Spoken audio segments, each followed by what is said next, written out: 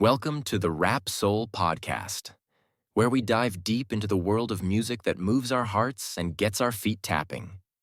This is the intersection of rap and soul music from the 80s, 90s, and 2000s. We appreciate you for listening. Share this podcast with a friend or family member who loves music as much as you do. The podcast is hosted by 12 Kyle. Next up, the Rap Soul Podcast. Welcome to another edition of the Rap Soul Podcast. I am your boy 12 Kyle. Once again, I want to thank you all for tapping in and tuning in as you do each and every week. This is the Rap Soul Podcast. This is the intersection where we have discussions of music, specifically R&B, hip hop, rap, and soul music from the 80s, the 90s, and the 2000s. This is the best music podcast that you've never heard until right now. Again, I want to thank you all for tapping in. As you can see, I have a guest. If you're watching on YouTube, you can't see him because why would you see him? Yeah, John Cena. He's so low key that you might not see him. He's undercover, taking it easy. Back in the building again. Not his last time. He's been on before. Great friend of the show, my homie Eclectic is in the building. E, what up, baby? Yo, what's up, everybody? How you doing? 12. I am here to uphold the 80s and the 90s part of this mission statement for this podcast. I hope all is well. Hey man, listen, everything's good. Glad to have you back. You were so gracious enough to bless the platform with. We did the album review for LL Cool J's Bad, Bigger and Deffer, and that seemed to be a hit. Man, people really love the episode. Yeah. They love having you on. A couple people, I don't know who they were. They said, "Hey, when is he coming back?" So yeah, I mean, listen, here's the thing. If I'm not on your podcast's not really on. Oh Lord, here you go. Nonetheless, man, I got you back on, man. I got this idea from this meme that I saw, and here's the great thing about this episode that we're about to present to you guys. He has no idea as to what we're going to talk about, so he's learning in real time as you are. Yeah, just like life, I have no idea, and I am learning in real time. No idea whatsoever. So what it is, there was a meme that came out, and it had 4 MCs, and it was a debate as to how many classics each MC had. Now, you guys know how I feel about the word classic, but play along with me on this episode. Obviously, having a classic is subjective, and not many people can say that they have classics, but here's the key. Eclectic does not know the 4 MCs. So we're going to talk about 4 MCs, and I'm pretty sure that he's pretty familiar with their discography. And then what we're going to do is I'm just going to ask him flat out. You know, we're going to talk about the MC, and then I'll propose the question as to how many classic albums does he think that this person has, and then we'll go from there. Pardon me. I have my hand up. Okay, I see it. What is the Rap Soul Podcast definition or criteria of a classic, so that I am actually participating in the best way possible? Well, for this one, let's just go with what we think people might call a classic. Because all right, so people, not me. Yeah, not you. Because here's the thing: you and I, we're similar. We have similar taste in music, particularly. No, we don't. You just told me you was jamming off the Tyler the Creator. Hey, listen, fucking with your shoulders going. Chronomonopia, whatever the name of that album was. See, look, now I thought you just did a magical spell. I don't know what just happened right there. And the new Doechii album is tight too. I like her. Listen. I'm gonna let you continue, everybody. If you ever thought that Kyle was not them boys, I've never been. I hope that he just displayed and illustrated why he and himself only is them boys. Go ahead. I apologize for hijacking. That's a long running joke. We'll tell that joke at some point. So here's the thing. You and I, we have similar tastes as far as hip hop is concerned. And here's the thing: the MCs that we're going to name, they have questionable classics. So just do it based on, what you think people might say. Popular opinion. Popular opinion, right? It doesn't necessarily have to be yours because you might think AZ has a classic album. Okay, hey, just testing the waters.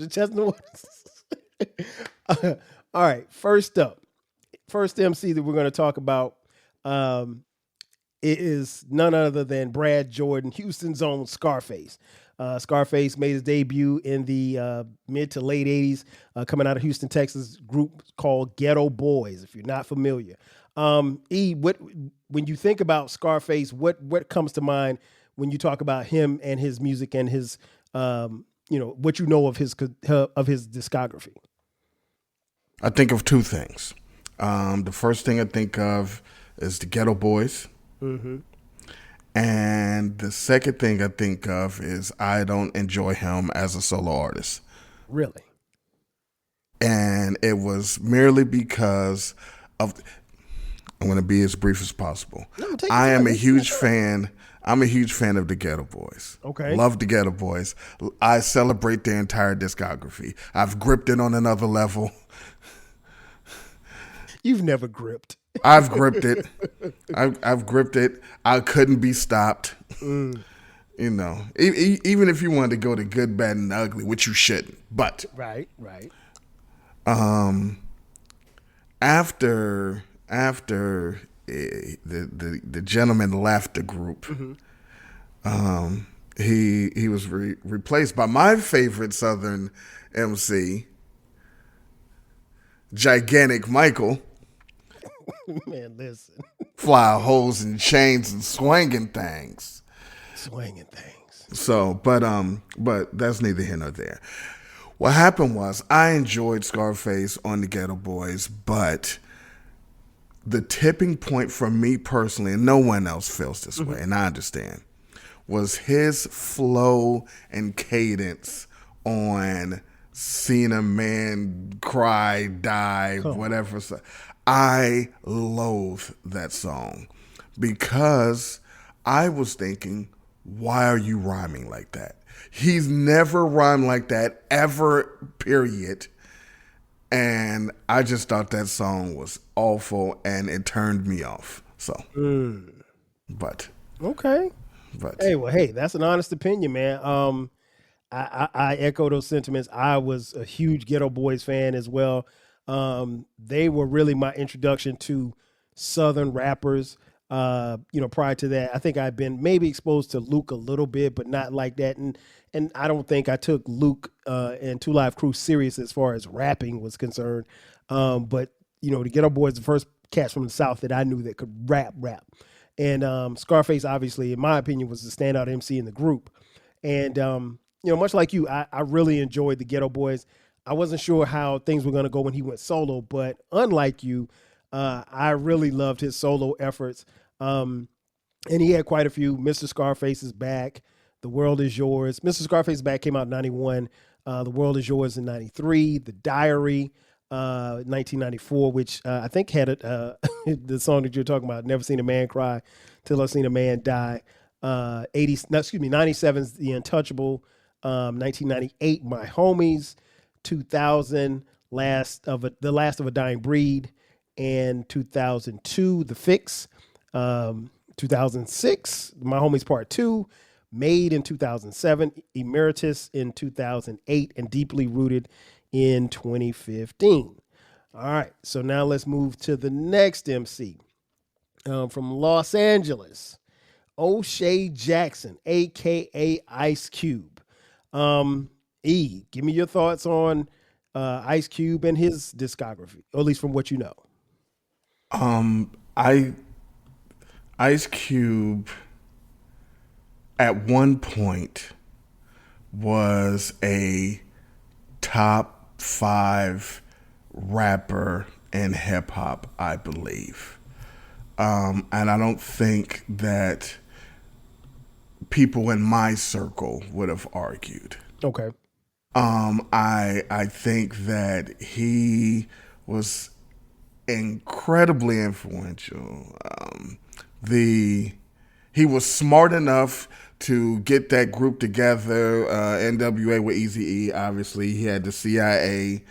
And the most brilliant thing he's ever done was purposely not to be on Something to Dance To on Straight Outta Compton. That guy, he's like, look, I'm all over this album. I'm going to write, I'm going to do it, I'm going to perform, but I will not. He's like, hey, yo, Arabian. Now you got it. Go ahead, man.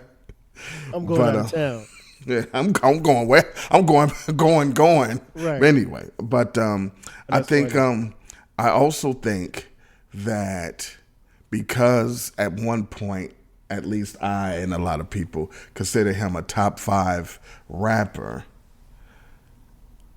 he has probably the biggest or top 5 decline in the history of rap. Because I mean,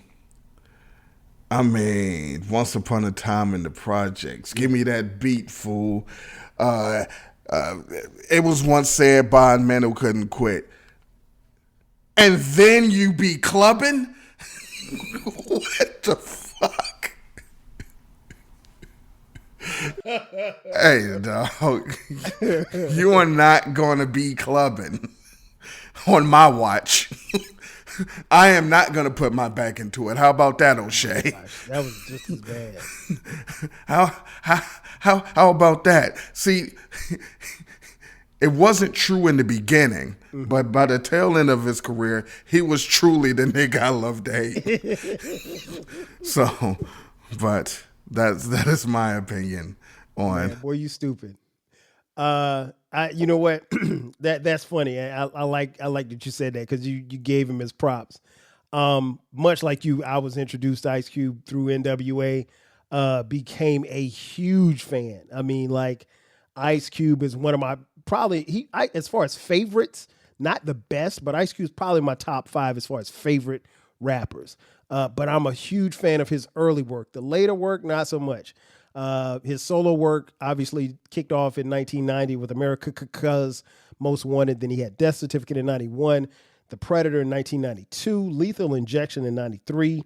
Hey, you can stop there. Then War and Peace. Oh, and move on to the next rapper.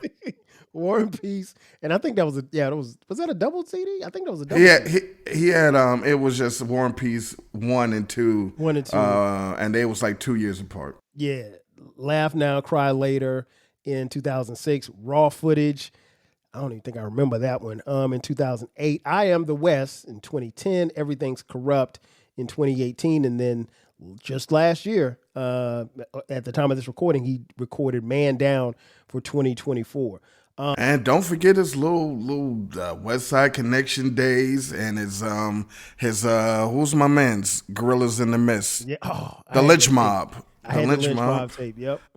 And don't forget them. So he had the West Side Connect Gang BB Bang. Mm-hmm. Yes, he did. And the little bullshit with Mount Westmore. Oh, I forgot about that. Snoop and Too Short. And was it Too Short and was E40 in that too? Yeah. Okay. So yeah, Cube has been around, obviously. Again, one of my favorites. I love the early work. So we've covered Ice Cube. Now let's move to the East. Queensbridge. Thank you. Look, see, there you go with your biases.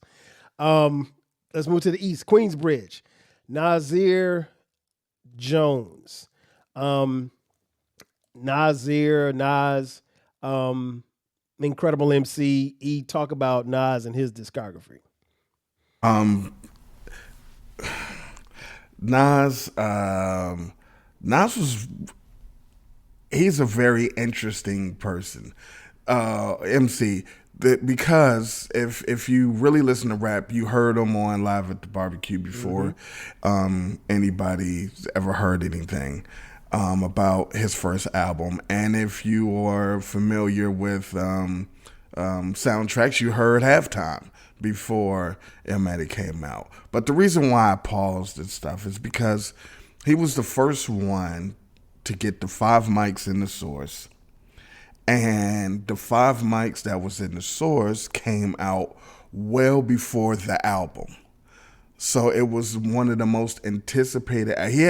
He was, I'm not saying he is, but he is. I'm not saying that he is, but it was akin to Michael Jackson. And what I mean by that is after, when Thriller was out, they promoted, hey, I know y'all love Beat It and Billie Jean, but it's this video about to come out in a couple of weeks. Oh, y'all gonna love it. And then Thriller came out. It was a whole thing. And that was kind of like, well, Nas, it was like, yeah, we know y'all listen to all these rappers, but it's this new kid. Oh, wait till y'all hear it. That's the best shit we ever heard. And we're like, all right. And then it was. So the reason why I made the Michael Jackson comparison was because they were like, oh, y'all love Thriller. Shh. This dude got this thing called Bad coming out. And we about to block out a couple hours on TV to premiere his video. And then it was like, yo, Nas about to do It Was Written. Like, oh, it was the most anticipated album, rap album. Nobody was waiting for Reasonable Doubt. Nobody. Trust me. Yeah, nobody was out in their lawn chairs waiting for Razzcast's Soul on Ice. Dope album, by the way. Right? It was not, but we could talk about that at another time. I like that. So, All Eyes on Me, great, cool. Stakes is High, love that album. I like it better than It Was Written. But boy, we did not wait for nothing like we did a Nas album. And then it became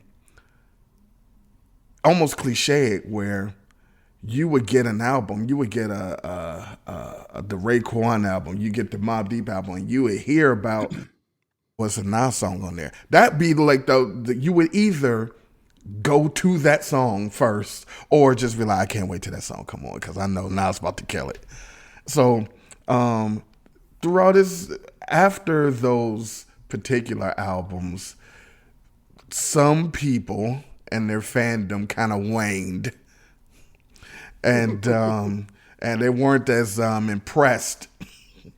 They weren't impressed. He took 3 years off after It Was Written. And then he gave us consecutive years of, all right.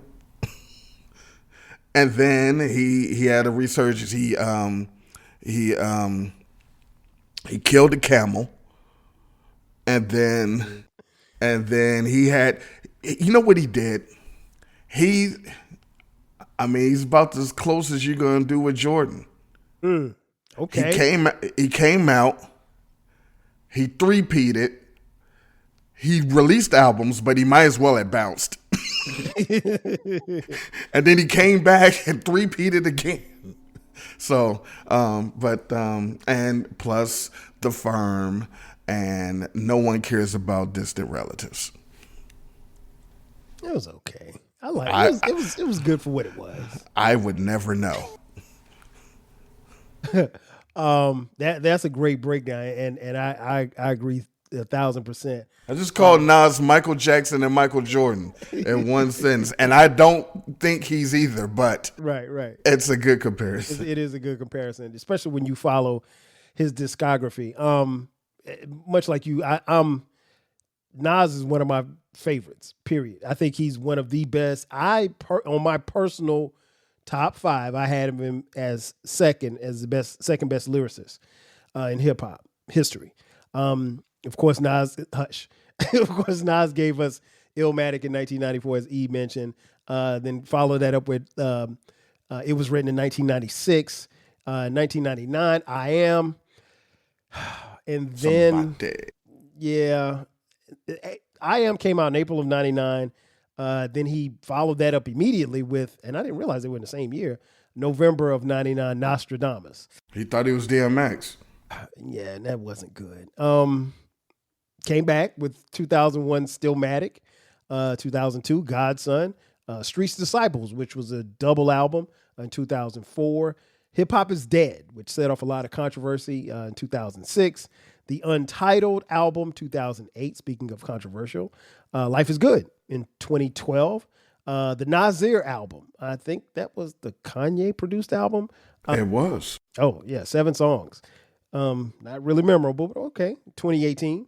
King's Disease, 2020. King's Disease 2 in 2021. Magic in 2021. King's Disease 3 in 2022. Magic 2 in 2023. And Magic 3 in 2023. So this last little run that Nas has been on has been very impressive, particularly to people who weren't around or into Nas in his first iteration of his career, as he mentioned. So I love Nas. I've said it before, and it's worth repeating. I mean, that Nostradamus album, there may be 2 songs that I listen to on that entire album, and that's it. But we're not here to critique the albums. I just wanted to kind of give you some context. So, I mean, he has had duds, but he's put out some solid efforts as well. And now our last MC, we mentioned him just a few minutes ago, Marcy Project's own Sean Corey Carter.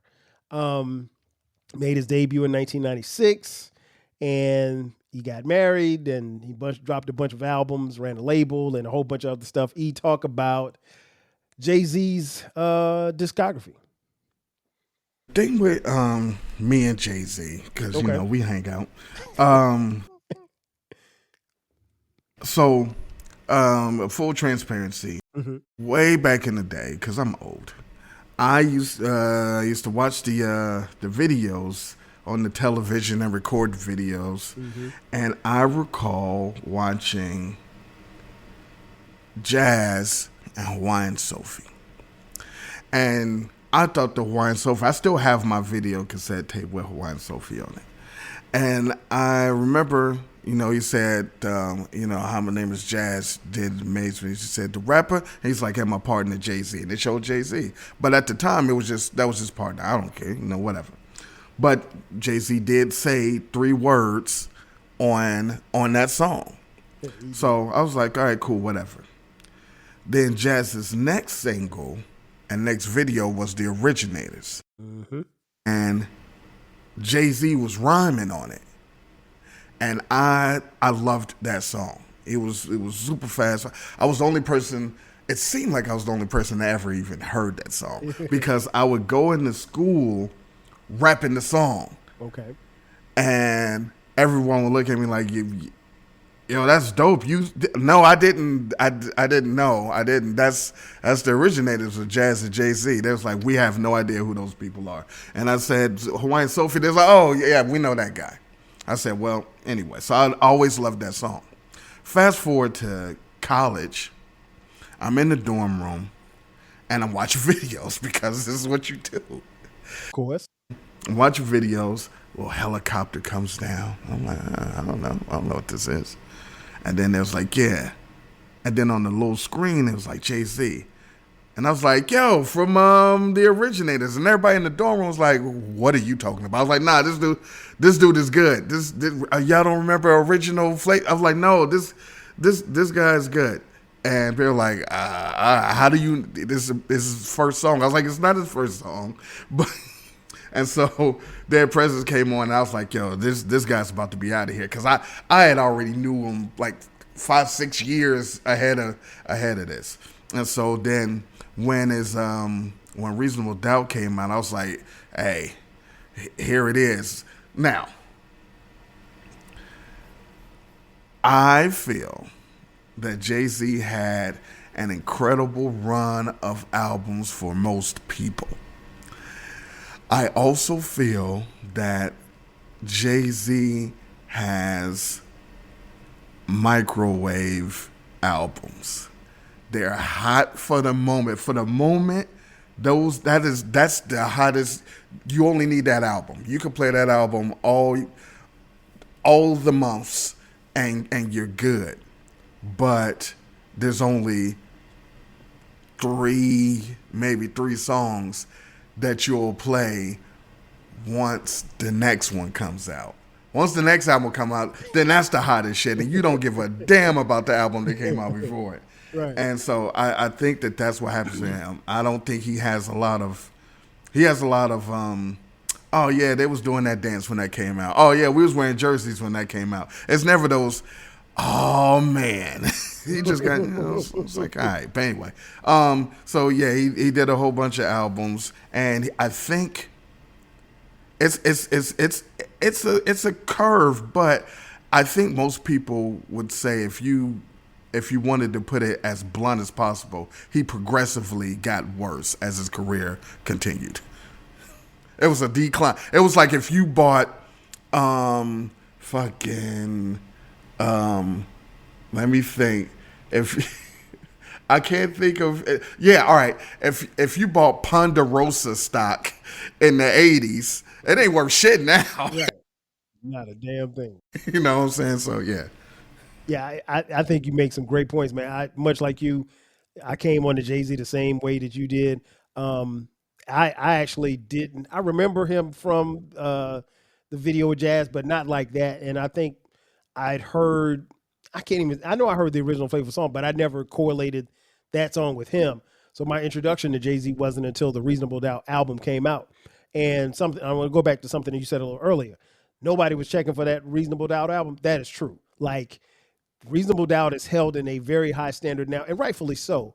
But the thing I always try to tell people, particularly people who weren't around, and it was not your fault if you weren't around in '96. E and I were in college at the time. So we were outside and we were into music like that. But no, I mean, the album grew over a period of time, but it wasn't like, I know I got the album a month after it came out. And when I went to the store, like there was nobody beating down it wasn't, the shelves weren't bare with, one last Jay-Z CD. I mean, like it was a bunch of CDs there because it was a slow burn. And Jay-Z will tell people like that album was a slow burn as far as its growth is concerned. And I don't even know if that album ever went, it went platinum, but it was a very slow platinum at that. But, Jay-Z, and I think people by the time the second album came out, people were able to go back to the first album, and the first album realized, once they heard Reasonable Doubt again, they're like, okay, this guy's legit. But great career. I agree with E on that. The fact that I think his, discography tails off. It's been tailing off for a while, in my opinion. But let me give you the albums. Reasonable Doubt, obviously, like I said, 1996. He comes back in 1997 and drops in My Lifetime Volume 1. Volume 2, Hard Knock Life, comes out in 98. Volume 3, The Life and Times of Sean Carter, S. Carter. Yeah. Come on, man. I ain't even talk about you in this album that came out in 99. The Dynasty, Rock La Familia, 2000. And then in 2001, we have The Blueprint that came out on September 11th. And Jay will not let you forget that. Blueprint 2, The Gift and the Curse, 2002. The Black Album, which was supposed to be Jay-Z's last album, 2003. But he came back 3 years His legacy would be so different if that was really his last album. It could have been the equivalent of Jordan hitting that shot against Utah and never playing for the Wizards. And then it turned into Patrick Ewing playing for the Sonics. Yo, I totally forgot Pat Ewing was on the Sonics until I saw a highlight maybe about 2 weeks ago. And somebody dunked on him. I was like, damn, what is he doing in the Sonics uniform? I don't know. That was his Magna Carta. So Kingdom Come comes out in 2006. American Gangster in 2007. The Blueprint 3, 2009. Magna Carta Holy Grail, 2013. And 444 in 2017. And at the time of this recording, he has not made another album since then. Prayerfully, he won't make any more. Well, I mean, you gotta, And we're not. I mean, you can count the Best of Both Worlds. No. You're missing a very important one. The Watch the Throne stuff with Kanye? I mean, yeah. Oh, I know what you're talking about. The Carters, man. What are you talking? What are you doing? What are you doing? We did an episode. I can't remember. It was on the flagship station on the 12 Kyle podcast. And he said that Beyonce watched Jay-Z on that album. She did. What was the song? What was the song? All of them. No. What was the single? Oh, the one that she actually rapped and killed him on Ape it. Shit. That was it. Ape Shit. Yeah. Yeah, man. Listen, I laughed so hard when he said that. Oh my gosh, we were cracking up. So yeah, there you have it, folks. So what we're going to do right now, we're going to take a quick commercial break. On the other side of the break, we'll try to figure out how many classics each one of these MCs have. Sit tight. We'll be back in just a second. If you want a podcast where culture, conversation, and life collide, where you get insightful commentary, engaging discussions, and a fresh perspective on everything, then you need to listen to the 12 Kyle podcast. Hosted by the one and only, yours truly, 12 Kyle, a voice that you know and trust. This podcast will bring you thought-provoking moments, compelling stories, and a whole lot of fun. Whether you're a first-time listener or just tuning in, each episode promises to be something new and exciting. So sit back, relax, join 12 Kyle, myself, and my guests as we break down the world around us and give you stories that you've never heard before. From nostalgic throwbacks to everything in between, the 12 Kyle podcast is a front row seat to this conversation. Subscribe now and never miss an episode of the 12 Kyle podcast, where the vibe is always real and the discussion is always worth your time. Are you feeling nostalgic for the golden eras of rap and soul music? If so, tune in to the Rap Soul podcast. We are your weekly journey through the 80s, 90s, and 2000s, spotlighting the music and the hidden gems that shape the soundtrack of our lives.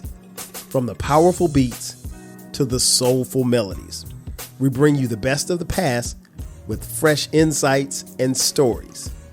Rediscover the music that defined a generation.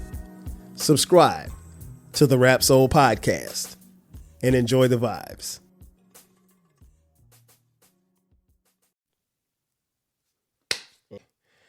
And just like that, we are back. Once again, it's your boy 12 Kyle. This is the Rap Soul podcast. And I'm kicking it with my boy Eclectic in the building. Yo, what up, everybody? Thank you for being here. You could be listening to anything else, and you probably should be listening to my podcast. But since you're not, and you're listening to this, thank you, and welcome in, as they say. Yeah, they'll find out. They'll know where to go to catch your podcast, both of them, by the time we finish here. So before the break, we broke down the discographies of each of the four MCs: Scarface, Ice Cube, Nas, and Jay-Z. So let's take it back to Scarface. I ran down the list. I just want to ask you, how many classics do you personally think that Scarface has? And then we'll get into the meat and potatoes, and I'll ask how many you think people would say that Scarface has. So first up, how many classics do you think he has? Does Ghetto Boys count? Yes, let's go ahead and count Ghetto Boys. If Ghetto Boys count,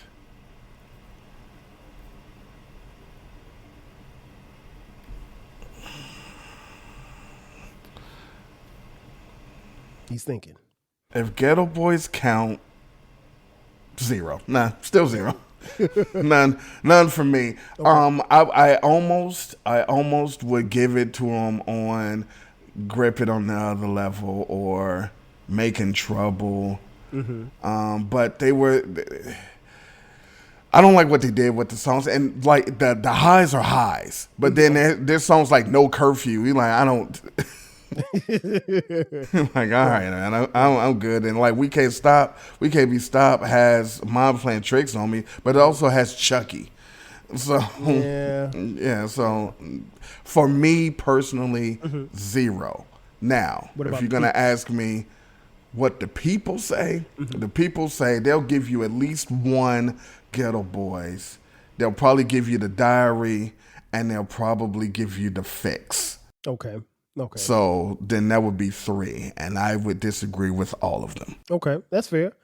I would probably say, I don't think, well, let me go with the people. I think the people probably would give The Diary and The Fix as classics. I would probably say The Diary is a classic, but The Fix isn't. And I love... The Fix is probably my favorite. No, I'm not going to say probably. The Fix is my favorite solo Scarface album. And it got 5 mics, but it wasn't a 5 mic album. So you mean to tell me you're going live You hey, man, stop that. You're going you're going live on this podcast and you're telling me that the Fix is not as good as the Notorious K.I.M. That is what you're telling me. That's a 5 mic album. Yeah, I'm gonna go out. I'm gonna go out on a limb and say it's not as good. All right. So yeah, I think the Fix. Most people say the Fix and the Diary, but like I said, Scarface, incredible MC, and I think he's got he's up there as far as where people will rank him. But these albums in this discography, so I'm gonna say. So you said the people would say 2. So no, I said me 0, people 3. You're saying you 1, the people 2. Okay. All right. So let me write this down. So 0 for E, people 3, and me 2, and the people 2 and me 1. Me 1. Okay. All right, now let's go to O'Shea Jackson, Ice Cube. That discography, E, that discography is something else. Yeah, it's special, ain't it? Yeah, so since we included that, let's include the NWA Straight Outta Compton album. If you want to add in Bow Down with the West Side Connection, if you want to throw in, the Mount Westmore, you can do that as well. I don't know if they're going to get you any closer to a classic, but that's neither here nor there. Okay.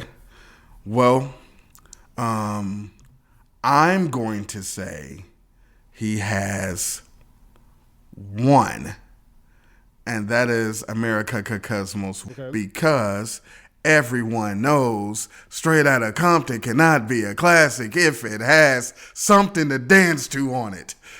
You can't. It's not possible. If you put something to dance to on Illmatic, it's a piece of shit. Y'all see my face right now? Listen. You can't see his face, but y'all see my face right now? You put something to dance to on Off the Wall.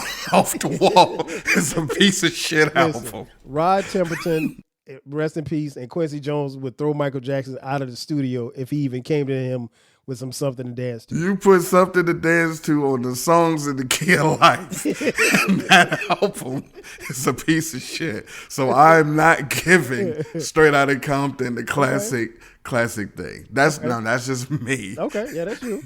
Something to dance to. Now, dance to the music. No, that is Queen Latifah. Or Slime.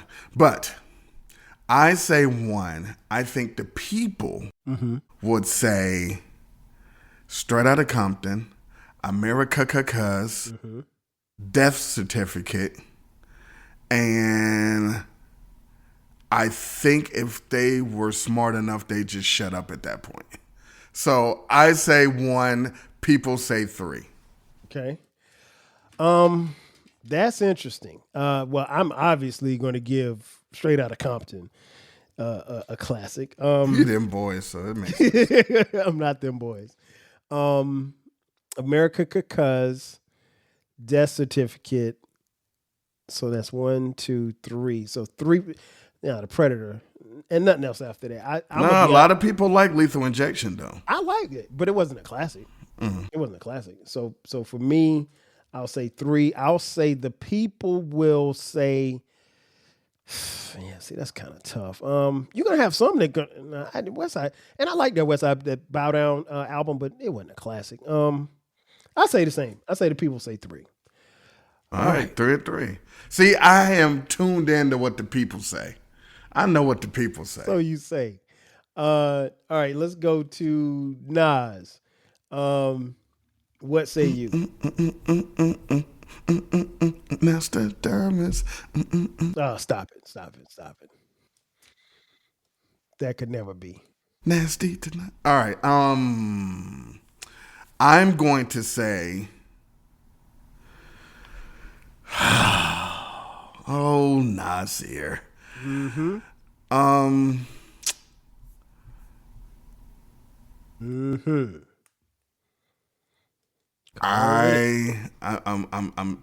tanking.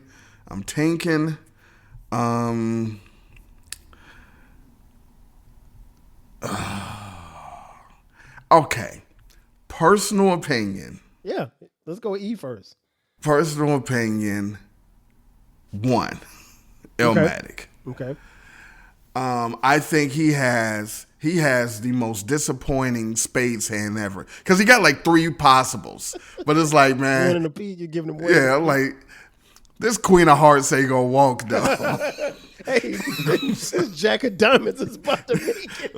like I know, like I feel good about it, but I'm not gonna tell my partner, Right. I got 3. I'm like, nah, man, I got 1 over here.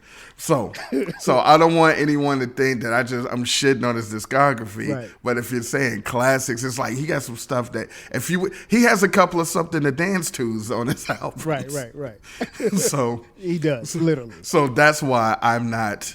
So, but I think, I mean, I would give it to It Was Written, but I can't listen to If I Ruled the World Again, and I can't listen to. I personally don't like the setup. I don't want to listen to Suspect. I don't want to listen to those. I really, really love Stillmatic, but I'm not listening to none of the last 3. Second 4. childhood, man. Come on, man. Come on. I E. love. That's in my top 5, 10 now songs. Second Childhood, but I will not listen to the last 4 songs. On the last 4 songs is "Rule," "My Country," "What Goes Around," and "Every Ghetto." I'm not listening to none of those ever. Yeah, Even you if might be A. on- Marie's on it. So might be on no. But anyway, I say all that to say. I say 1. I think the people will say Illmatic, It Was Written. They will say either one of Stillmatic and Godson. I think one of those. I think they'll say probably 2 of the 3 King's Diseases. And I think they'll say one of the Magics. So, yeah, I think because this is my real brief. This is my theory. A lot of people who are vocal on social media and the internet and all of these things about music and Nas in particular weren't alive when Illmatic and It Was Written came out. This is true. Or they were 2. They didn't listen to it. And so they see how Illmatic and It Was Written was celebrated, but they missed out. But they recognized, damn, these old motherfuckers might be up to something because that dude is nice. Right. So then when he kills a camel and then in his big age drops Nasir with their hero Kanye, and then drops King's Disease and Magic with all of their ampersand Rockies and fucking all these little fuckity fucks, and they're like, yeah, that's our shit. So so they celebrate like, nah, he dropped a classic, because now you drop a classic every week. It's just you don't talk about it the week after. We're still talking about Illmatic. We're still talking about Illmatic, but they'll say King's Disease, he killed it, that's a classic, and then they don't say shit about King's Disease that next Thursday. But so I think they'll pick 1 or 2 of the King's Diseases because that's their Illmatic, It Was Written type shits, and one of the Magics because they're like, look, he just don't stop, he keep doing it, and so then they'll give Illmatic and It Was Written out of respect because they know you can't deny those albums. And then I think they'll just pick 1 more. So I'm going to say that the people will say 5 or 6. Okay. I say 1, the people say 5 or 6. Now the people would be wrong, but 5 or 6. Okay. I don't think you're far off there. I will definitely say Illmatic, and Stillmatic. Godson, no. I have a hard time with the King's Disease, both Kings, well, the King's Disease and the Magics. And I think that they are great albums. I fall short of calling them classics because like like when I think classics, even if I'm just comparing them to his previous work, I don't think that they stack up against and it's not me being nostalgic or anything like that. I think those are great albums. So and I'll just use Magic 3. I love Magic 3. It's a 4-mic album. There's no shame in having a 4-mic album. But I think you would want to be celebrated for having a 4-mic album. But if Illmatic is a 5-mic and Stillmatic is a 5-mic, and they both got 5 mics in the source, and you say Magic 3 is a 4-mic album, there's no shame in that. Listen, if Illmatic is the bar at 5 mics. Right. That's a high bar, man. Magic 3 is not a 4-mic album. You're saying Magic 3 is like, oh, it's just 1 song away or 2 songs away. And then it would be Illmatic? No. Magic is about 2, maybe 3 songs away. Then it's like a 3-mic album. That's the eclectic scale. Okay. All right. The disgust in his voice. So I would say 2. He's got 2 classics. I think I agree with you, but the people might say 5 because they're going to give Illmatic a classic. They're going to say It Was Written as a classic. Now, and I think you and I may have talked about this offline. There is a segment of people, hip hop fans, who think that It Was Written is better than Illmatic. They talk about it weekly on X. Crazy. And I think they're also on X. Well played. I don't begrudge him. I actually talked to one of the homies. He's younger than us, and he said everybody's younger than us. I know, right? He basically said like It Was Written was his introduction to hip hop. Sorry. It's not hip hop's fault. You can't blame hip hop. Exactly. So he had to go back to Illmatic, and he's like he fell in love with It Was Written, and I was explaining to him like It Was Written was a good album, but it was a fall off for us because we were expecting Illmatic 2, and we got Esco. I mean, we were thinking we thought we were getting Nasty Nas, and we got Esco. And it was cool, I guess, and it grew on. We've never gotten Illmatic 2. Even Stillmatic wasn't Illmatic 2. I think the closest. What do you think about the Lost Tapes? You think that's close? Well, that doesn't count because the Lost Tapes is half the shit that he recorded when he did Illmatic. The closest thing to Illmatic is Stillmatic. Yeah, but it's still not Illmatic. I forgot about Rule. You said Rule. Damn, you took me back. I hate that song. Oh my gosh, I hate that song. I'm trying to tell you, the last 4 songs on Stillmatic is why that is a 3.5 to me. You know why it stands like that with me? Because I haven't heard it in a while. And I think sometimes like we have a certain picture of where an album is or where it was when we last listened to it. And I haven't listened to Stillmatic probably in about 4 or 5 years. So if he would have did it like Illmatic and it was 10 songs, like the first 10 songs, even though hot take alert, Stillmatic features the worst of the Nas and AZ collaborations. There you go. Still good. Still good. They have never dropped a dud. No, never. But it is the worst of the 5, I believe. I disagree, but it's all good. So I think people will probably say, I think the people will give it 5, because they're gonna those albums with, just him and Hit Boy, with those last 5 or 6 albums that he did, that run has been crazy and people love it. And for, like you said, and I think you made a great point in saying that for a lot of people, that this run right here that he's been on these last few albums, that's been their version of Illmatic, and It Was Written. So I can't, necessarily, I can only tell you what the people think. So last but not least, Jay-Z. How many classics are you giving Jay-Z, and how many do you think the people will give Jay-Z? This one's easy for me. This one's much like Scarface for me. I know. Now, me personally, 0. Now, I say this because all of his first 5, 6 albums, I enjoy. Enjoyed. Yes.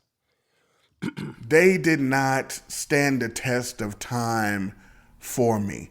A lot of the singles did, but the album as a complete project, no.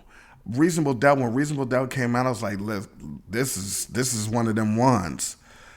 But I don't care to listen to 22 Twos or The Evils or Cashmere Thoughts or Coming of Age ever. I will listen to Politics as Usual and Feeling It and Can I Live on repeat for 5 hours. And will rap every word every time, and Regrets. I'll listen to those forever. Okay. I love those songs. But those other ones, nah. And if you're talking album, then no. I think In My Lifetime Volume 1 is better than Reasonable Doubt. And no one will say Volume 1 is a classic. So my favorite is Volume 3. And no one will say that that's a classic. No. That's my favorite Jay-Z album, and I'm not saying that it's a classic. So if my favorite Jay-Z album, I don't think it's a classic, I can't say he has any for me. Right. Now, I say 0. I say the people will say Reasonable Doubt. I think they'll say Hard Knock Life. I think they'll say The Blueprint. I think they'll say the Black Album. I think some weirdos will say American Gangster. And I think some even weirder people will say 444. So that's 6 off top. And then I think somebody will say, you know what, Watch the Throne was one of them ones. Niggas in Paris is one of them ones. Yeah, so I'm going to say 6 or 7. Okay. Unfortunately. But I say 0. Okay. You know what, man? You make some valid points. I can't agree with everything, but you made some valid points. For me, Reasonable Doubt is one of my favorite albums. I think it's one of the best albums. I said now all of the songs you mentioned that you won't play. I literally listen to Reasonable Doubt like a couple of times a month, at least 4 or 5 times a month. So it's never really left my rotation. There was a point in my life where I would literally listen to Reasonable Doubt and Illmatic every Friday. That was my Friday thing. But what happens when boom, boom, boom, boom, boom, boom, boom, boom, boom, boom comes on? See? You guys can't see it unless you're watching YouTube. I'm hitting the skip button. Yeah, I Ain't No is a song I never liked. Ironically, I like Foxy's verse, but I like Jay-Z's verse, but that song got old for me real quick. But that's the only skip for me on Reasonable Doubt. But I think if we're talking about classics, this nigga's listening to Memphis Bleak. Hey, it's time to come up. A G, I ride with you for free. So Reasonable Doubt, I think, is a classic. Let's see what else. The Blueprint. The Black I wanted Album. to say the Blueprint, and when that came out, that was his best album to me. Okay, when it came out, that's fair. But Hola Jovito, he got something to dance to. That's something to dance to. That song is god awful. But hey, well, be careful. The whole Vengers, boy, they love that song. The whole Vengers will be at your neck. Trust me. And Jigga That Nigga is something to dance to. You can't have 2 something to dance tos, and I'm giving you a classic. That's the UTEP 2-step. That's 2 dances. No, we're not doing. You are correct. Yeah, I think it's just those 3. I've been very clear. Whoa. You said Reasonable Doubt, Blueprint, the Blueprint, and the Black Album. Yep. I thought you liked that bullshit as Crystal Blue Persuasion. Which one was that? The fucking American Gangster. I do. It's not a classic though. Yeah, Oh, damn. I like that album, but no, it's not a classic. All right, my bad. I'm shutting up. Go ahead. So that's the three for me. For the people, I think they say obviously Reasonable Doubt, Hard Knock Life, Blueprint, Black Album. So that's four right there. I've heard people go at it about American Gangster. I won't, but let's give them that. So that's five. And then 444. So that's six total. 444 was, and I won't rant on it, but it's not a good album. It is not. It is not. It is. It's not even. I don't even think it's Jay-Z. Like Jay-Z, in my opinion, and this is me. Y'all can Whole Ventures. Y'all can DM me or send hate mail to me. I ain't gonna answer it anyway. I don't think he's been rhyming the same since the Black Album. When the Kingdom Come, like he said a little earlier, that Return album, man, he could have just kept it. And he really has not been the same Jay-Z since he got married and had kids. And I understand, being a father, being a husband, that stuff changes you. I'm not the same person I was before I got married, but I mean, definitely not. Stop it. But I mean, I'm not making music for a living either. So, you should have heard this old podcast, y'all. Right. Should have heard me on the 12 radio. The 12 radio. Oh man, Blog Talk. Oh, he was spitting flaming hot shit on those days. You call in every Wednesday from 9 to 11. Hot shit. No commercials. Just straight talking for 2 hours. Guess or no guess. But yeah, man, I just wanted to get you on here and have this little exercise, man. I knew you'd be perfect for it because you're someone who, like I said, for me with all four MCs, you think fast on your feet and you're a hip hop fan, and you gave an honest opinion, man. I think, I don't think even though our numbers don't look the same, I don't think we're far off. Now, here's the thing that I want those who are listening and watching to do. Once you finish listening and watching, hit us up on social media or in the comments on YouTube or whatever. Tell us what your number is for each of these MCs.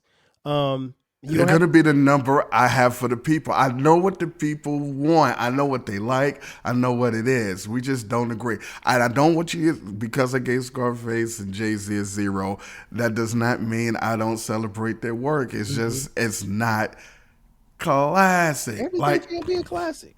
It can't. Look, you got to. It depends on your definition of classics. It's like classic cars. There's no classic cars that's debuted in the 2000s. It's a certain vintage. It always got to be dope.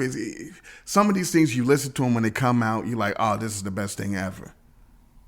And then you don't go back to it. Or if you do go back to it, you go back to those 3 songs you like. Right. That doesn't make that album a classic. No. And you know what? You realize that when you actually sit and listen to that particular album for all the way through. And then that's when you realize, like, man, why did I like it? And I do this a lot, particularly in reviewing some of these albums. I'm realizing that there's some albums that I liked back then that I probably shouldn't have liked or liked as much as or maybe I didn't like it as much as I thought I did. So, that happens over time. But yeah, I think we have given you you all a baseline. So we would love to hear your opinion. Opinions are golden, and we would like to hear any feedback that you have. Before we get out of here, E-Man, tell them where they can find you, where they can find your podcast and all that good stuff. Listen. Oh, also, look, Kyle doesn't know this, but there's a preview of a show that we're going to do on the Encyclopedia Hip Hop Podcast. Say when we're talking about all these albums and how many classics that I have, you know what we're going to do? I'm going to tell you what we're going to do. What we're going to do is we're going to pick an artist. We're going to pick an artist like, I don't know, Jay-Z. And the podcast series is going to be called Ultimate Album. And what we're going to do is we're going to take, what do you say, 10 or 12? Pick a number right now. 12. All right. See, it's 12 counts. So, and each one of us is going to pick 12 songs from that artist that would make their best album. And then we're going to put our albums up against each other, and you guys tell us who has the ultimate album. That's what we're going to do. So Encyclopedia Hip Hop Podcast, you can find it wherever you pirate and get shit for free from. There's also the Eclectic Discussion Podcast, where I talk a lot of 80s nostalgia, 90s nostalgia, and just be really, really get off my lawn about it. And yeah, so Tweet Rhymes Life, Encyclopedia HH, at Eclectic Podcast on X. There's some shit on Blue Sky, at Eclectic on Tinder. just hit me up. Man said Tinder. At Eclectic on Black Planet. I mean, hey, he's single, ladies. Yeah. He's single. Where you at, Maya? Stop it. You guys know me. If you don't know me, I'm 12 Kyle. Hi, I'm a Sagittarius. You can find the podcast wherever you get your podcast. 12 Kyle Podcast is the sister station that drops every Thursday and every Sunday at midnight. This is the Rap Soul Podcast. You get these every Monday, and we got classic episodes dropping on Friday. So you're getting 4 episodes a week from this guy. And so all I'm asking you to do is listen and then pass it along to somebody. Again, you can find me on social media at 12 Kyle, at Rap Soul Podcast, at 12 Kyle Podcast on all streaming platforms. On all social media accounts. Twitter, X, Blue Sky, Facebook, Instagram, Threads, TikTok. I'm everywhere. Farmers Only. Yeah, that too. And if you want to contribute financially, because unlike my friend Eclectic, I don't have any money, hit us up on Cash App. I'm fucking rich. $, TWELVEKYLE. That's going to do it for us. Again, I want to thank you all for checking out the Rap Soul Podcast. This is the best this is just the best music podcast that you've ever heard. So for my man Eclectic, I am your boy 12 Kyle. We'll catch you guys next time. 5,000. Cheers. Thank you for listening. This concludes the episode. Be sure to subscribe to the Rap Soul Podcast. You can find the podcast wherever you get your podcasts. Follow the podcast on social media. And feel free to continue this discussion on our Reddit page. More importantly, share this podcast with a friend or family member who loves music as much as you do. Until next time, 5,000.